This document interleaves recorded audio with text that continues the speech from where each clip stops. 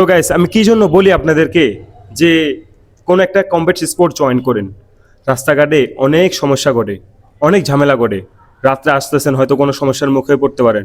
এ ভাই আমাদের ক্লাবের অনেকদিন ধরে মিক্সড মার্শাল আর্ট শিখতেছে, ক্লাবে এমএমএ শিখতেছে। এই ভাইয়ের থেকে শুনেন ওনার একটা একদম রিয়াল ঘটনা, যে ওনার সাথে কি ঘটছে, ওনার সাথে কোন সমস্যাটা হয়েছিল, কি ঝামেলা হয়েছিল, এটা আজকে আপনার সরাসরি শুনবো। ভাই আপনি বলেন আপনার সাথে কি ঘটছে। জি ভাই, আমার ভাইয়া আমি এমএমএ শিখতেছি 6 মাস ধরে। হ্যাঁ তো আমার যেটা হয়েছে এটা হলো স্মৃতিসৌধ, সাভার স্মৃতিসৌধ। হ্যাঁ ওখানে হলো সন্ধ্যার দিকে আমি যাচ্ছি।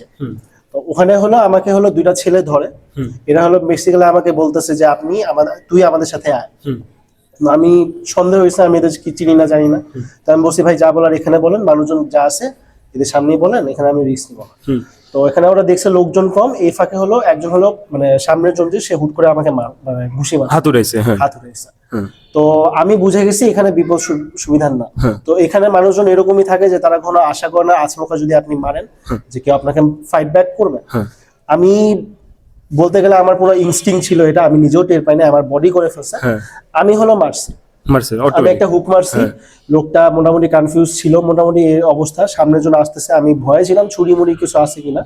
কিন্তু এর মধ্যে হলো পিছন থেকে আবার ওই লোকটা ফেরত আসছে মারার জন্য। ওই লোকটা আমার কলার চেপে আছে, উনি মারা ট্রাই করতেছেন, আমি মারতেছি, উনি ভাই কিছু মারতেই পারেন নাই।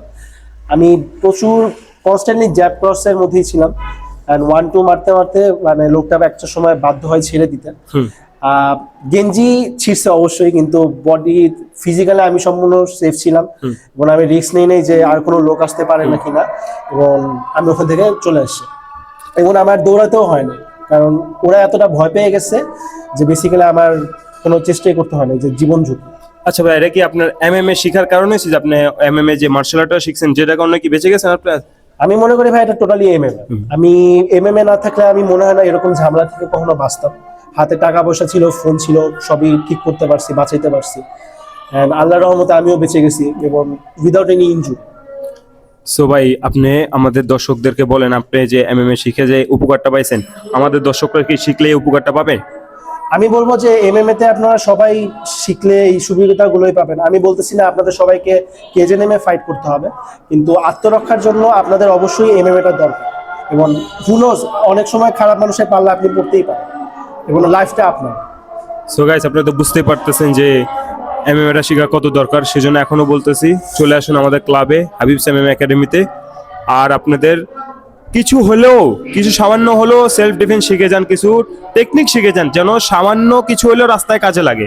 সো এটা বলেই আমি আমাদের আজকের কথা শেষ করব। প্লিজ আমার চ্যানেলটা সাবস্ক্রাইব করে দিন, ফলো করে রাখেন, লাইক কমেন্ট শেয়ার করেন।